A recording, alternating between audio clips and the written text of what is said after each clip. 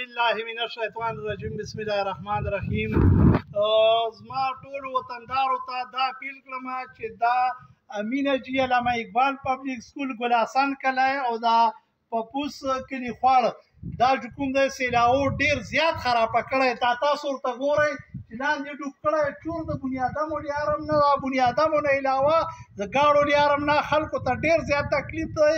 پیروخیل، مختارخیل، اشخیل، میردادخیل دغه ټولو قومونو منځه یې دې ځای باندې لیار ده.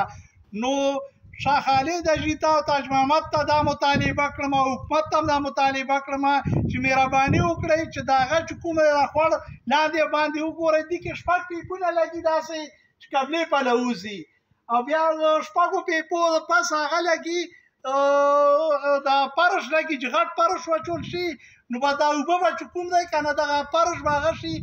ګل حسن اژي الله یې وبخي، نظیر او زر محمد الله دوی قبرونه جنت ته باغچو باغچې کوي. د هغه چې کوم دی وره څومره غټ فرش یې کړی خو بیا هم سیلا زور ورکړی لاندې تر هغه ټیټ شوی ځمکې ته هغه شوی دی. نو حکومت ته هم پوري طور نوټس واخلي. زرونو خلکو لیار ده روزانه په زرونه ګاډي ځي او راځي. اوس دا ځای بند پروت دی. حکومت ته مهرباني وکړه، تاج محمد او شاه خالد او ټیمو والا چې څومره حکومت ادارې چې دا امین اژي خوړ ده جوړ کړه. مهرباني والسلام.